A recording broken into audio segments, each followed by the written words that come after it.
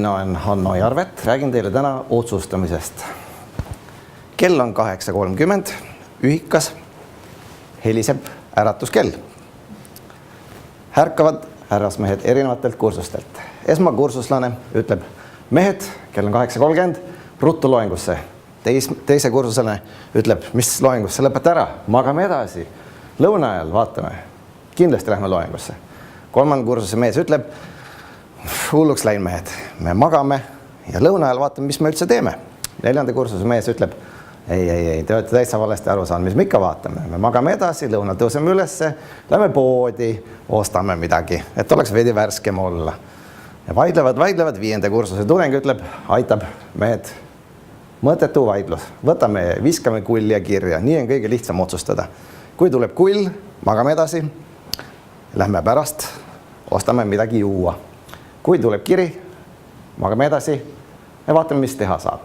Kui jääb serva peale seisma, siis ärkame ülesse ja lähme loengusse. Kui jääb õhku rippuma, lähme kohe loengusse.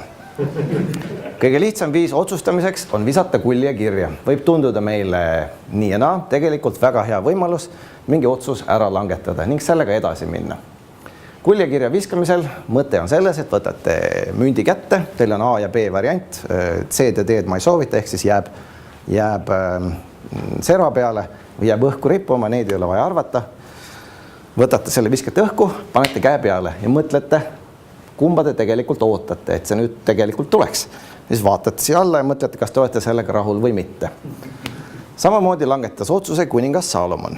Oli kaks naist, ütlesid, et see on minu laps, see laps kuulub mulle, ma tahan seda endale saada. Saalomon ütles, väga hea, lõikame lapse pooleks, üks ühele, teine teisele. Üks naistest keeldus, ütles, et las siis pigem see saab. Tüüpiline kulli kirja viskamise otsus, kus arvestatakse seda, et mismoodi ma reageerin langetatud valikule.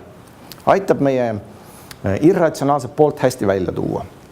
Inimesed ettevõtetes tihtipeale ei armasta matemaatikat, statistikat või ratsionaalsust nii hästi, kuivõrd nad armastavad iseenda arvamusi ning enda veendumusi. Seetõttu on tihtipeale abiks see, kui me toome veidikene kvantifitseeritavat, mõõdetavat asja sinna vestlusse sisse.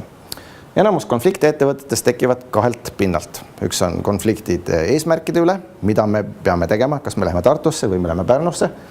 Ja teine on valikute üle, kuidas me sinna saame, bussi või jalgrattaga, ükskõik. Kui meil on konflikt selle üle, et mida me peame tegema, see on strateegiline konflikt, peame üles leidma inimese, kes selle otsuse peab langetama, kelle otsus see on, keda see rohkem mõjutab. Kui on valikute üle, saame selle üle juba otsustada, et mis on meie jaoks nii tähtis, mis ei ole nii väga tähtis. Kõigepealt siis otsustame ära, mis on see asi, mida meil on tarvis otsustada. Kui me selle üle on kooskõla olemas, hakkame tekitama valikuid. Tekitame 3 valikut, mismoodi see saaks olla. Igale valikule paneme taha, kui tähtis see meie jaoks on, 1-10. Seesama õlleotsus näiteks nüüd siis. Härrasmehed jõuavad õllepoodi, müüakse 2 tüüpi õlut, Eesti õlut ja Läti õlut. Ma olen viimasel Lätis käinud paar korda, seetõttu on isiklik näide. Pannaksegi, mis on õllede juures tähtis meile. Üks on hind, teine on seal kvaliteet ja muud asjad ka veel. Otsustatakse näiteks seda, et mis on hea. Kui kiiresti läbib õlu inimkeha? On ju teaduslikult teada, et õlu läbib inimkeha kiiremini kui vesi. Selle põhjusel, et õlu ei pea muutma värvi. Siis see on otsustada, et õlu läheb meil kindlasti läbi. Nüüd on meil Eesti õlu ja Läti õlu.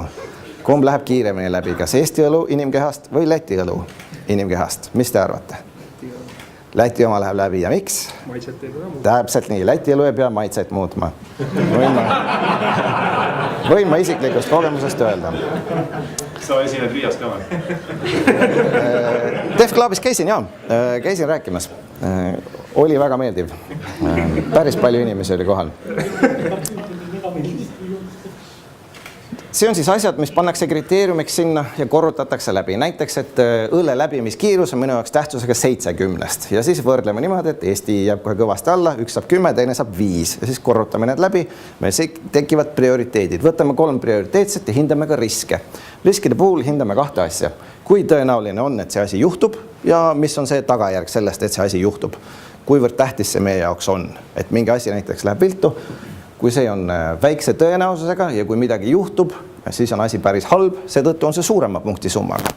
Nüüd võrdleme siis seda, et mis said meie poolt suure eelistuse ja madala riskihinnangu. Ja vastavalt sellele meil peakski olema otsus langetatud.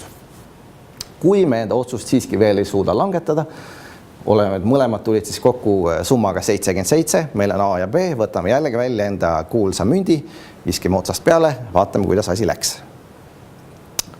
Otsustamine väga lihtne. Aitäh!